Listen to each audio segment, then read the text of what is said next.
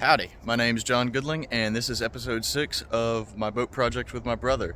So today I want to go over one of the big problems that's been plaguing this boat, and it's dynamic instability that's causing porpoising. Now, porpoising is when the front of the boat, as the pad of water which the boat rides on gets smaller, it gets smaller from the front back. So it'll get smaller as we move faster. And that causes the bow of the boat to rise up out of the water until the pad of water can no longer support the center of gravity, which is about right there on the boat. And then the whole thing falls forward, which increases the surface area beyond its stable point. And so the bow rises again, restarting the system. And it gets worse as you speed up.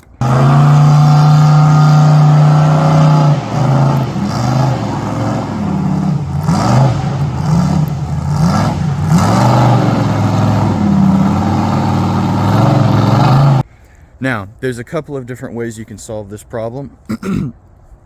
One would be don't go that fast. Obviously, we can't go that route because it's a race boat. It has to go that fast. Another one would be to lengthen the boat to get the bow to go forward a little bit to increase its mass and prevent it from even rising in the first place, because that's what we want to prevent, is the bow rising. That's what starts the whole oscillation. But this is already 14 feet, which is the maximum allowable limit in NASBA regulations.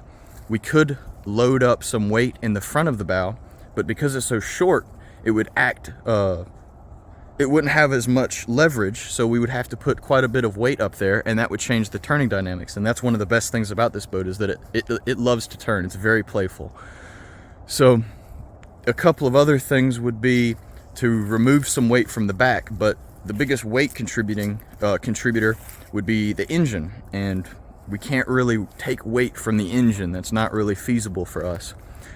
What we came up with as a stopgap solution was to adjust the trim tab. If you can adjust it down, it'll push the back of the boat up, and then the bow never rises. But that doesn't work as we get to faster speeds, and it robs power. The most efficient way for this impeller to work is if it's going straight back. So if it's parallel to the water, that's how we generate the most thrust to get the most speed out of this boat. So we ended up using trim tabs. Now, trim tabs have some pros and cons, and ours have a couple of cons, but they're worth it to prevent porpoising. Now, most trim tabs would be hydraulic or pneumatic, and that allows you to adjust them while they're on plane, but ours are fixed. Now, it's just a turnbuckle with some lock nuts on it, and that allows us to adjust it on land or when it's stopped. But once we get going, they're fixed in place. And that might pose an issue in the future, but it seems to have solved the problem. We can get much faster now without porpoising. It seems to have solved our porpoising problem. An additional problem is that now that we have the bottom of the boat is completely flat, and then at the very end it hooks down. That's what it's called, a hook.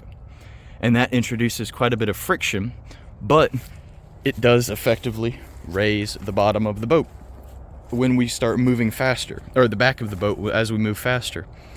And that seems to have fixed some of our porpoising problems.